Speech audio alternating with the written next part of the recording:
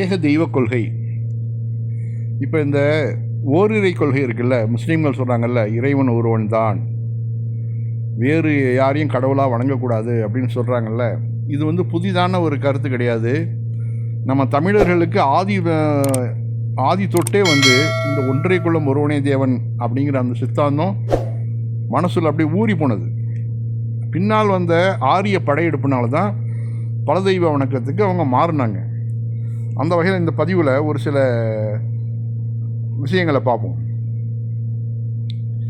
எய்வகை sir மதங்களிலே பொய் வகை சாத்திரங்கள் எடுத்துரைத்தே எமது தெய்வம் என்று கைவகையே கதறுகின்றீர், தெய்வம் ஒன்றென்று அறியீர் அப்படிங்கிறாரு.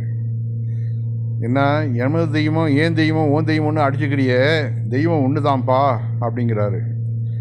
அன்பெனும் பிடியுள் அகப்படும் மலையே, அன்பெனும் குடில் புகும் அரசே,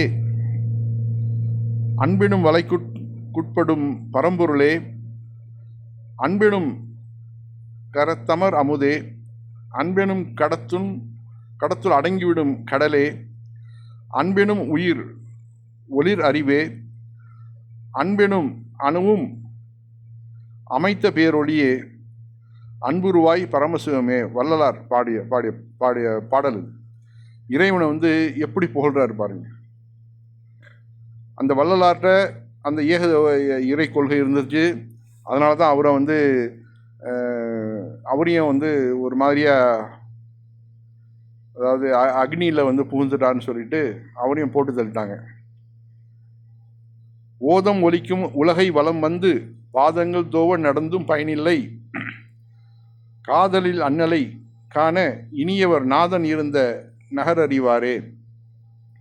இறைவனை காணுதல் பொருட்டு கடல் சூழ்ந்த உலகம் முழுவதும் கால்கள் நோவ சுற்றி வரினும் பயன் கிட்டாது, மனித உயிர்களிடத்தில் பால் கொள்ளும் அன்பின் மூலம் கடவுள் வசிக்கும் இடத்தை அறியலாம் என்கிறார். இதுதான் இஸ்லாம் என்ன சொல்லுது. ஒரு மனிதனை வாழ வைத்தால் ஒட்டுமொத்த மனித உலகத்தையும் வாழ வைப்பாய். நாளைக்கு மறுமையில் கூட கேட்பானா இறைவன், நான் வந்து சாப்பாட்டுக்குன்னு வந்து நின்றுனேன், எனக்கு ஏன் சாப்பாடு கொடுக்கல? இறைவா உனக்கு போய் சாப்பாடா அப்படின்னா, ஒரு ஏழை வந்து அவன்கிட்ட சாப்பாடு கேட்டானா அவன்கிட்ட கொடுத்தியா? நீன்னு அவன்கிட்ட கொடுத்துருந்தான், நீ வந்து அங்கே என்ன பார்த்துருப்பாய் அப்படிங்கிறாப்புல. அடுத்தாப்புல பாருங்க, உள்ளத்தின் உள்ளே உபயில தீர்த்தங்கள் மெல்ல குடைந்து நின்றாடார் வினைகெட பன்னமும் மேடும் பறந்து திரிவாரே, கள்ள மனமுடை கல்வியிலோரே. மனத்தின் தன்மையை மாற்றுவதன் மூலமாகவே ஆன்மீக அனுபவத்தை பெற முடியும். உள்ளத்தினுள்ளேயே திருக்கோயில்களுக்குள்ள இறைவனை சந்திக்கலாம். இந்த அனுபவத்தை உதறிவிட்டு பல்லவும் மேடும் திரிந்து என்ன பயன் அப்படிங்கிறாரு. கல்லினை செம்பினை கட்டையை கும்பிடல் புல்லறிவாகுமோடி குதம்பாய். குதம்பை சித்தர் அவர் பாடுறாரு. அதாவது கல்லினை செம்பினை கட்டையை இதெல்லாம் போய் கும்பிட்டுக்கிட்டு இருக்கிறீங்களே அப்படின்னு சொல்லிட்டு அவர் கண்டிக்கிறார். ஓசையுற்ற கல்லை நீர் உடைத்தது உருக்கன் செய்கிறீர், பூசை பெற்ற கல்லிலே பூவும் நீரும் சாட்டுகிறீர், வாசலில் பதித்த கல் மழுங்கவே மிதிக்கிறீர், ஈசனுக்கு உகந்த கல் 2 கல்லும் அல்லவே. சிவவாக்கியர் என்ன அருமையாக சொல்றாரு பாருங்க தமிழ்ல. அண்டாண்டங் கடந்து நின்ற ஜோதி தானும் அவனிதனில் உடைத்த கல்லில் அமருமோ அகஸ்தியர் ஞானம். நட்டு வைத்த தேவரும் நடாது வைத்த தேவரும் கட்டு வைத்த தேவரும் கடாது வைத்த தேவரும் இட்டு வைத்த இடத்தை விட்டு எழுந்திரா தேவரை வட்டமிட்டு மாந்தர்கள் வணங்குமாறு எங்கனே. சிவவாக்கியர். ஒளியிட்ட கல்லும் வரிசையாக வருது. அடுத்தால பாருங்க, எத்தனைதான் கல்லுகளை பூசித்தாலும் ஈனர்களே உங்களுக்கு மோட்சம் உண்டோ? பித்தர்களே கல்லுகளை விலைக்கு வாங்கி பிரான் என்றே சிலையினிலே முட்டுகின்றீர். சங்கராச்சாரி. சர்க்குருவை அறியாமல் உலகிலே தான் சண்டாளர் கல்லுகளை தெய்வம் என்று பொய்குருக்கள் சொன்ன புத்தி தன்னை கேட்டு பூசை செய்து கல்லுகளை போற்றி செய்வார். ஞானோபதேசம். நட்டக்கல்ல தெய்வம் என்று 4 புத்தும் சுற்றி வந்து மொனமொனவென்று சொல்லும் மந்திரமேதடா நட்டக்கல்லும் பேசுமோ நாதனுள் இருக்கையிலே அப்படிங்கிற சிவவாக்கியர். இது வந்து பழைய பாட்டு நம்மளுக்கெல்லாம் தெரிஞ்சது தான்.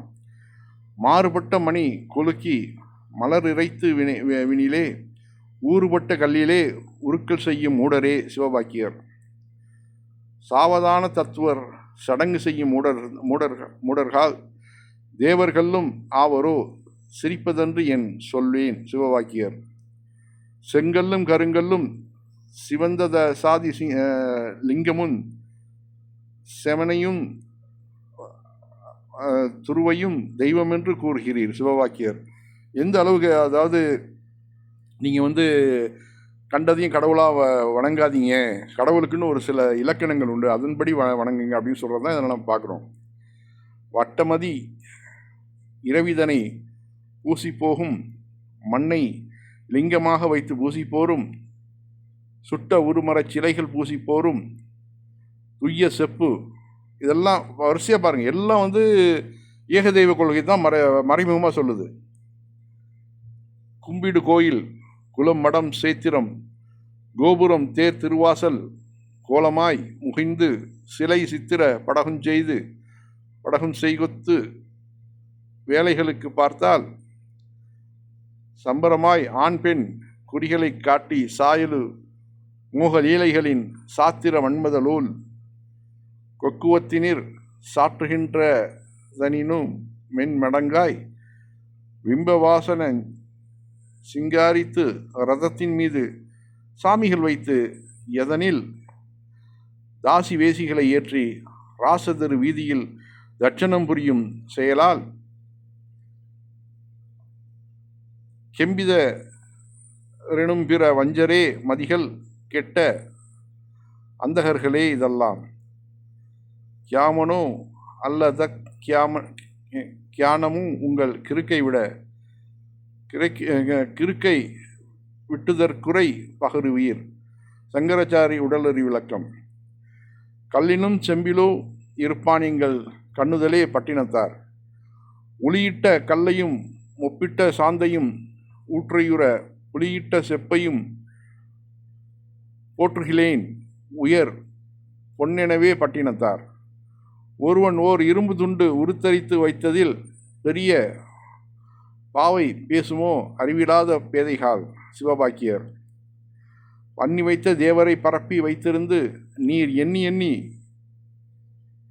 என்ன நின்று உரைக்கின்றீர்கள் பேதைகால் சிவபாக்கியர்.